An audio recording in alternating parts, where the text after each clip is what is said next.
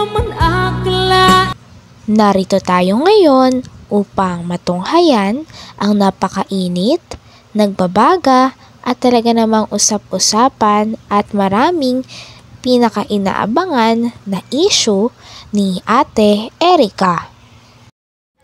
Sa pagpapatuloy ng ating istorya ay sinasabi nga ng ibang tao na nakahawak naman daw ng pera si Lola Miguel nila Ate Erica, at dito naman ay na-explain ni Lola Miguel ang tunay na nangyari. Panindigan mo lahat ng sinabi mo, ha? Na there's some evidence, yung totoo, kasi pag hindi kayo ang kawawa, kayo ang nag-umpisa, hindi ako. Hindi mo nga mabanggit pangalan ko. Ibitore. Sobra mo pakialaman sa hindi nyo naman pera at buhay. Be ready for yourself. Nagpauto kasi kayo, yan, kayo din nagpapahiya sa korte. Nagpauto kasi kayo, yan, kayo din mapapahiya sa korte. Gagalit kayo kasi di namin kayo binigyan ng pera. Ano naman po ang tinagagalit po namin sa kasi kanila. mukha kayong pera. Kahit nakabigay kami ng ilang bisis, dinay kayo ng dinay. Ano yun? Wala kami Bigay na. Binigay ng pera. Ha?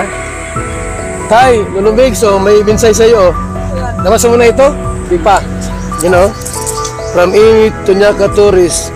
Lulumigs, ano kaya yung topic natin dito? Di ba, pira at ikaw ang may hawak? Yung pira, hindi si May. Pero may hawak? Wala akong pira hinahawakan dyan. Ha? Yan o. Dahil kayo ang bumili ng mga gamit. Utos lang ni Silami. Utos yun yung si Silami. Anong gamit yung binili niyo, Tay? Yung siminto, yung mga agribil, yung mga ginagamit. Saan ginamit? Sa bahay din. Okay. Hindi pa mambaga kami ba na gawa ng... Magkano halaga noong binigay sa'yo? Lang yata yun. Tandaan lang yata yun. 100,000? Oo. Binigay? Hindi man. Sa kanya naman ang gagaling. Bibigyan nga sa akin. Ikaw daw ang may hawak ng pera, hindi si May. Wala sa akin, sa kanya. Siya nagbibigay ng pera pang bili ng mga gamit. Kaya ako tayo nandito para malinaw ko naman kasi baka mamiyas. Mali ang salita ko, yung pala ikaw pala may kasalanan. Wala. Ha? Ako po sir talaga wala. Sa kanyang pera. I have some evidence of what happened from the start.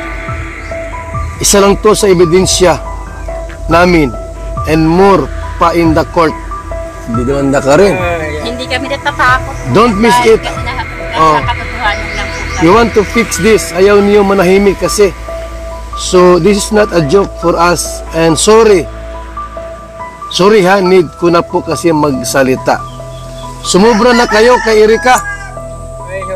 Alam mo ko, Beget yan. Kami pa po yung Dito nga ay nalaman na inutusan lang daw talaga si Lola Miguel na mamili ng mga materyales. Ngunit nang nagastos ng pera para sa mga materyales ay wala din daw natira sa kanya ni Cinco. Talaga nagpapatunay na malinis ang konsensya ni Lola Miguel. Kay Erica. Alam mo ko, Beget yan. Kami pa po yung Nung hindi pa si Mrs. na ospital, ako ang inuutosan nila at wala man silang alam sa pagbibili ng mga steel bar, siminto, graba, buhangin. Binibigay mo sa akin pera. Ako na po, simple ako nagkuhan sa hardware. Yun. At di simple, ako talagang nagbabayad sa hardware. Tapirma ako dun. Pero sa kanilang gagaling ang pera. Ganun. May prueba naman din po kami kung yung kanino ang pera. Kahit tiyahin ko kapag salita. So, sumubra na kayo kay Erica. Sabihin ko sa iyo, hindi kayo obligasyon ni Erica, ni Kikay. Ang dami po pang anak sila. Alam pong mga anak. Ang dapat ay obligasyon sa inyo. At wala kayong pakialam doon sa pera ni Jun A. O pera namin dahil hindi po sa inyo yun. Wala kayong karapatan sa perang yan. Ano ko karapatan dahil nagpapatulong sila sa akin. Ang sabi, tulungan, wala silang alam, magpagawa ng bahay. Ako nagpawa ng bahay na yun. At yung bahay pong yun ay sa barangay. Looting yun, ako ang nagbili noon. Ngayon, ang sabi ko doon sa binili nyo nakuha at diyan din nangyari, walang kuryente, di itong madali at may kuryente. Di pick ko namin yung kuryente, pinalo up namin, nagkaroon ng kuryente. Ayun ang pinagawa namin para madali-dali na. Ay pira sa sabi na ako naghawak ng pira, hindi wala sa atin yan. Sila nagbibigay ng pira sa akin. Na pambayad sa mga ginagawa. Inutusan ka lang. Utusan ko. Ginamit lang ako. Ay kung alam ko lang ang kakaganyo, hindi ako masunod sa kanila. Yung ganyang ginagawa. Bakit tayo, nagkaano kayo ni Shelami at Erika, bakit nung pala inutusan kanilang bumili ng mga materialis, tapos ano nangyari pagka ito na nga po sa iwalay kayo? Yung mga hospital. Ganyan na nga po, pag-uwi namin, wala na sila, hindi papaalam, walang respeto sa amin. Parang hindi na tayo kapanito, ka-pamilya. Pagdating namin, wala ng tao dito, yun na nga, nagpunapatan lang ng konting tampo, pero hindi pa rin. Ano ba doon? Tapos kung ano pang binabato sa akin, mukhang kwarta daw ako. Kami ang sa social media na yung pinutulo po nila, baliktad po. Baliktad nila. Kaya nga po ako nag-video niya kasi sobra na po yung mga ginagawa nilang kapwa-anuhan sa amin. Para po malaman po ng mga tao kung sino po sa amin tama. So, po sa mga paratang po nila eh. Nandyan din po yung ebidensya na sinasabi nila sa Dito din ay pinag-usapan din ng tatlo ang pangalan na Ima Torres na ito daw ang tumulong kay Ate Erika at kay Sheila May na ate ni Ate Erika upang umalis sa Kalingap at kausapin ng mga sponsors na direkta na lamang ibigay sa kanila ang mga pera na itutulong. gabi. Yan mukha na yan. Yan. Bakit itong babae ito pumasok sa buhay ninyo, kina Erika at Sheila May? Halungkat niya Sino ba ito? May meteorist po yan. Kilala niyo ba ito? Kung kamag-anak niyo ba ito? Hindi pa po namin yan nakikita. Tay, kamag-anak mo Tay? Hindi ko pa nga nakita. So, Personal. Ngayon ko lang nakita. Bakit nakialam sa buhay ninyo? Yan, hindi ko po alam. Lagi po kausapin niya eh. Ni Sheila May. Tapos sinisira-siraan kayo. Hindi ko po nakikita. Ngayon lang yan. Ngayon ko lang nakita sa cellphone. Yung pong sabing niya, yung syuta po niya. Sino shoota? Ang pangalan. Jowa nito? Jowa po niya. May jowa ito, tumboy?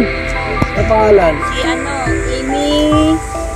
Basta yung kung nagpunta dito po ng mga ilang. May girlfriend? Opo. Yun po ang nagpunta dito. Yun po ang Pero mabait naman po yun. Mabait naman yun. Pumunta rito. Punta dito. Anong ginawa rito? Yun po, nagpunta po dito nung nandito pa po nung sila Erika na nakatira. Mayroon ka palang jowang tomboy? Wala mo bang pakialam dyan kung may jowa ka o wala? Pero mabait po yun. Yan lang. Ngayon, kanong pera yung ginamit? Pera nila o pera ni John A? Kay John A. Yun po yun. Kami po ang magpapatunay po doon. Hindi pera nila Hindi en po pera Torres? po ng Ilaber. Hindi pera. Yung pera po ni John A, ang binili po doon ni Sheila May, lote sa dahit. Okay. May luto sa daet, binili? Opo.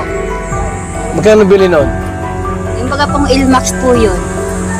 100. Bumili pa ng motor. Tricycle. Oh, ang dami, tricycle pa. Motor, tricycle pa. Pero ang pagkakasabi ko, ang dinig ko, yung may tricycle ngayon ay pampamilya. Pero inang Sabi nila. nila. Inang kinino? Hindi nung asawa. Sino yung asawa? Kapangalan po Sheila May, asawa niya. Pero ang sabi ni John A, pang-pamilya. Ano ibig sabihin? Kasama kayo doon? Siguro po, sabi daw. Pang-pamilya. Baka sa kanila lang. So, nasa yung Inmax na motor, Naka-Erika po. Siya po ginagamit niya. Ngayon, yung pira dito sa pagawa ng bahay, kaninong pira yan? Kay Sir Jordan rin na po po. So, hindi lang Padala kalating milyon ang nagastos niya. Hindi ko kaya Malaki. yesos yun. Nahigit ng 1 million yun.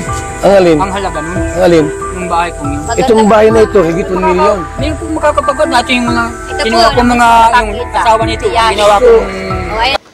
Hanggang dito na lamang muna ang ating napakainit, nagbabaga at talaga namang pinakausap-usapan na issue ni Ate Erika.